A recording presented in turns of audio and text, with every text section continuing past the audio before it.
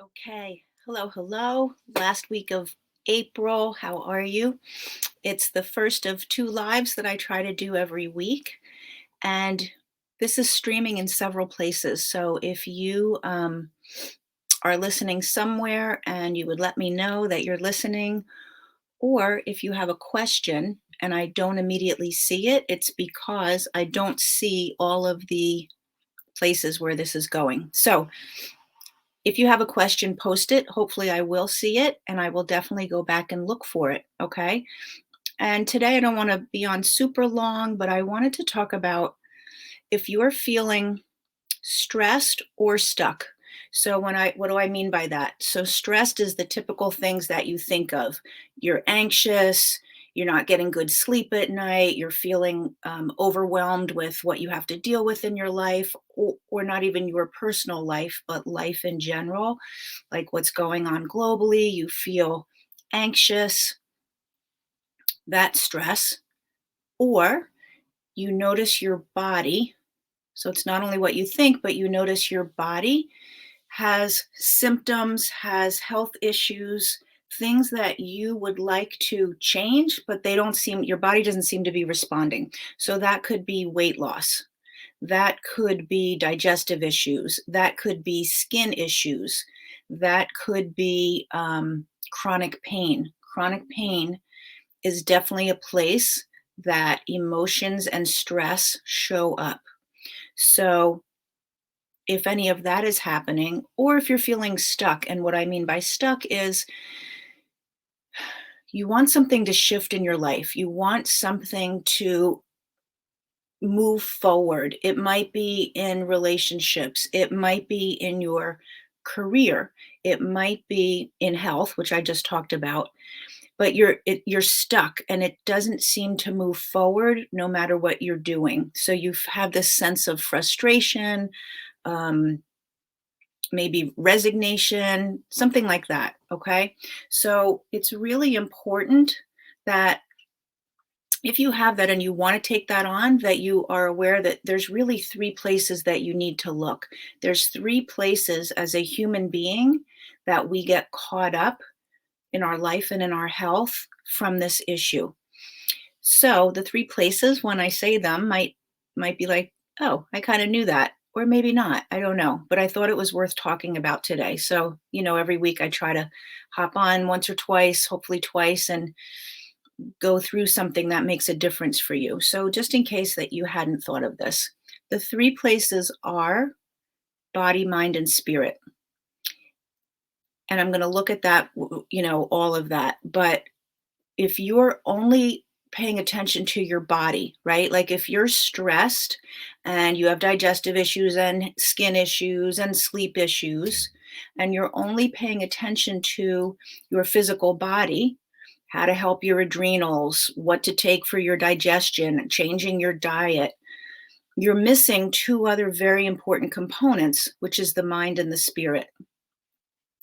If you're feeling stuck, like not joyful, relationships aren't working, you're not communicating well, you have goals that you want to do, things that you declare you're going to do, like you're going to go on a diet, you're going to change your schedule, you're going to find more balance, and then it doesn't happen, you're not paying attention to all of the places in your life.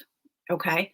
So, and listen, what I want to say about health before I dive into that a little deeper is I do recognize that there are some real physical things that you have to address if you have digestive issues. If you have skin issues, that's a detoxification problem. Your body is letting toxins out through your skin because they're not able to leave the way they're supposed to. So I do recognize I have had my share of health issues, which is how I'm now blessed to be in this place to share this information so that you don't have to go through the long journey that I went through. But I do get parasites, Lyme disease, all that other stuff is going to make a difference in your physical body. So I'm not saying you might not have to address those, but if you're not addressing the way that your body, mind, and spirit are lined up, you're not going to get the outcome that you want. All right, so let's talk about it. Those are the three things: body, mind, and spirit. So your mind, obviously, or maybe not, the language of your mind is your thoughts. Your mind is the way that you think. So it's those looping thoughts when you lay in bed at night. It's when you first wake up in the morning and you think, oh my God, it's Monday. I have so much to do. Or everybody, leaves it to me. I'm the one who's taking care of everything around here. Whatever those thoughts are, or ugh, I can't imagine having to see my in-laws later today because they always push my buttons and drive me crazy. Those are the thoughts, right? So your mind, the language of your mind is your thoughts, and the looping thoughts or the negative thoughts, frustrated thoughts, are going to impact the other two parts of you, which is your body and your spirit.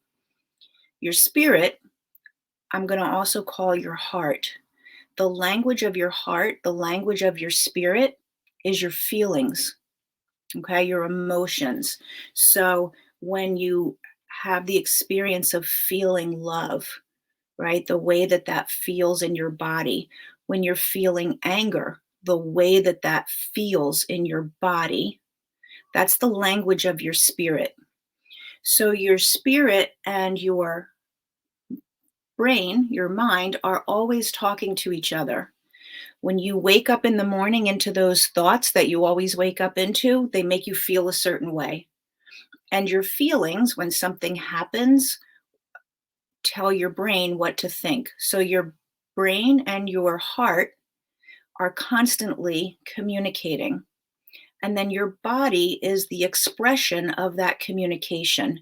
What shows up in your physical body, what shows up in the circumstances of your life, the relationship working or not working, the goals that you're attaining or not attaining, those outcomes are the direct result of the communication between your mind and your spirit, your feelings and your thoughts. They're the finished outcome, so to speak. So when I work with people, and what I had to do in my own life was really understand that and understand what it takes to get the body, mind, and spirit back into alignment. Because what's happening is that feeling of stuckness that you can't get momentum on is coming from an out of alignment. It's coming from chaotic communication. When we have heart brain coherence, right? When something is coherent, it is predictable, it's count onable, it is the same. So the heart and the brain are on the same page. And then that tells the rest of the systems of the body, the immune system, the digestive system, the endocrine system, we're good. We're in alignment. We've got good communication going on. Everybody can do their job the way they're meant to. When the brain and the heart are not coherent, that means there's a chaotic messaging going back and forth. And we can see that. You can see it in EKGs. You can see it. I use a certain tool for myself and with my clients that looks at heart rate, and you can see the heart rate pattern. And when your brain and heart are in coherence, that means the feelings that you're feeling are giving your brain good messages. So you're not stuck in anger and frustration.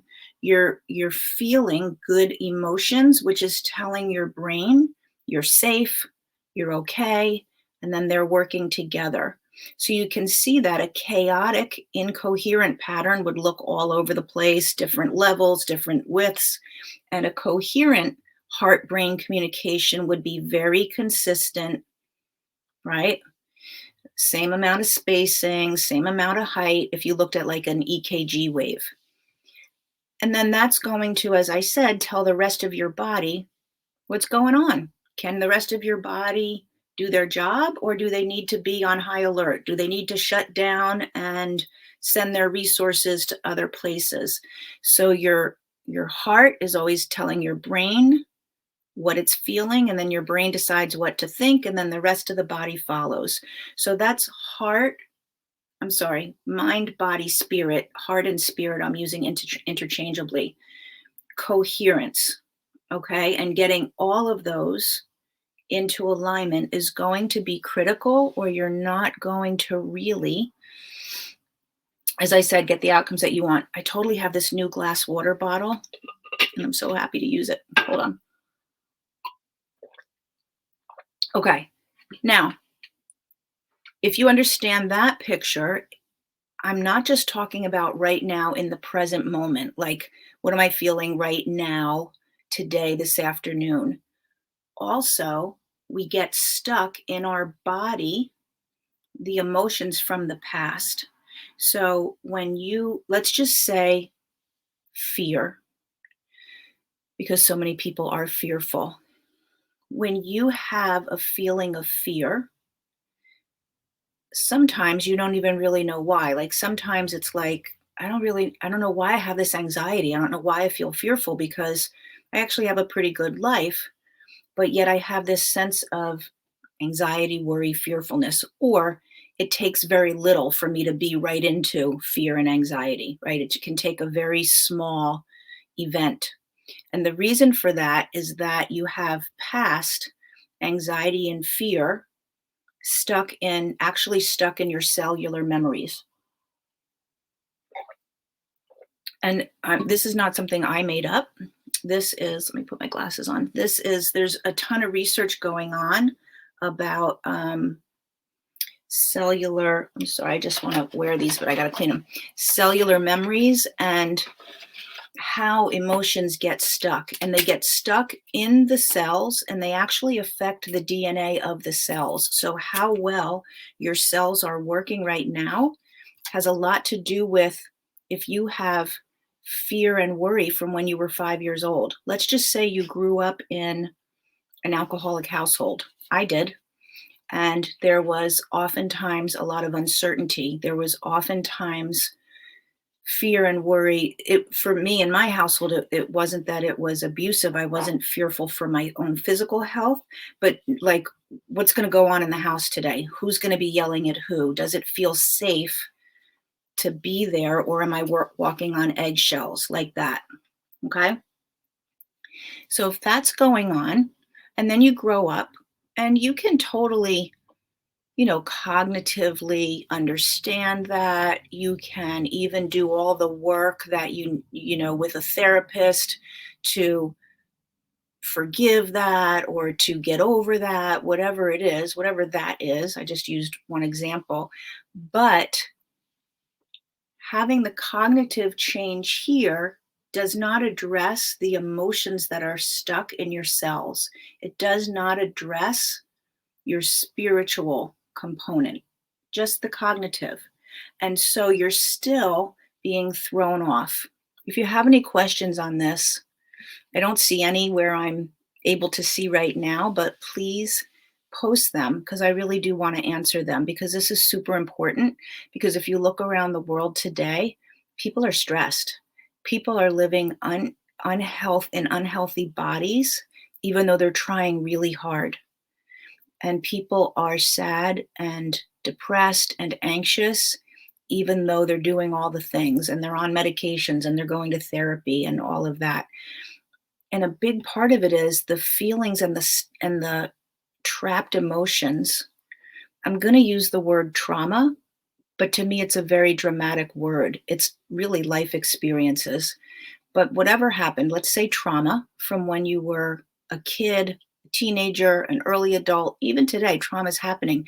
If you don't get those emotions out, they will stay stuck in the tissues of your body, stuck actually in the cells because they're an energy. There's an energetic frequency of all of our emotions, and that energetic frequency will stay stuck unless you learn how to get it out, unless you recognize that it's still there and that it is talking to your brain. So there's that spirit mind connection. It's those stuck emotions are talking to your brain and contributing to the looping issues that you have. All right. So, body, mind, and spirit. Many cultures recognize how important it is to look at all of these and really have things in place to help people go manage all of them. The Western culture doesn't do that. The Western culture decided a few hundred years ago that the body would be the realm of doctors, physicians, scientists. The heart and spirit would be the realm of religion, church, pastors, whatever. And the mind would be the realm of, therapists and psychologists. And so we split it up in Western culture. So you go to someone when you see an issue in any of those areas, and they work strictly with that issue. But the cultures that really have success, that have decreased incidences of depression and anxiety, physical health, all of that, those are the cultures that recognize the coherence and the alignment that needs to be there, that are teaching their people right from when they're young how to manage that, how to address all three, and how to stay in alignment as best as you can. And the bottom line is really not living in fear, but living in love. The opposite of love is fear. And those two emotions, right? If where you feel that in your body, those two will set off a cascade of biochemical reactions, ways of thinking that will determine what's going on in your life. It will determine the health of your body. It will determine the outcomes of your goals, relationships, successes, right? So love sets off oxytocin and other hormones, which then set off all these different biochemical pathways, which then tells your digestive system you're safe, you feel good, go ahead and digest your food. Tells your immune system, go ahead and fight that virus. We're good. We're feeling love right now. Tells your hormones, go ahead and make that baby because life is good and safe. That's what happens when you're in a place of love. When you're in a place of fear, whether it's because of what you're currently experiencing or what you experienced 10 years ago or 50 years ago, if that energetic frequency of fear has stayed in your body, the brain says to the digestive system, can't digest food. We need all of our resources because we're fearful. Digestion starts to shut down. You actually start having nutrient absorption issues. You damage the lining of your gut. That's why stress is the number one root cause for leaky gut. All right. It also tells the endocrine system, you can't make a baby. We're not experiencing abundance and safety and love. This is not a time to make a baby. This is a time to be safe. So you see a lot of fertility issues and hormonal wacky things with hormones because of stress or stuck fear from the past. Okay. What else? Digestion, immune system, endocrine system, all of that. Oh, and then also your brain, where your brain is working from, is different when you're living in love and feeling coherence. It's very different than when you're living in fear and being out of coherent and chaotic. So your brain, different parts of your brain will be firing. And guess what? It's not the parts of your brain where you are communicating well. It's not the parts of the brain where you're problem solving well. It's not the parts of the brain where you are seeing possibilities. No. What happens is you get very, very narrowly focused because that's what we do when we're in fear. We just have to figure out how to save ourselves. So we're not looking peripherally. We're not looking at all the possibilities. We're just here. So when you're in an argument with someone and you're feeling fearful, you're driven to get your point across and inhibited from hearing their point. You're driven to survive and control rather than see possibilities and make sure everybody's taken care of as you come to a solution. Okay? So each thing, your body, your mind, and your spirit are each affecting the other. They're always giving each other information. You can't separate one of them out and be successful. You've got to get all of them in alignment. Okay. So if you have any questions on that, how do I do that? How would I know where I'm out of alignment? There's a lot of diagnostic tools that I use with my clients, and then there's a lot of other tools. Some are nervous system physiology tools to help your body calm down. Some are rewiring tools to change your thinking.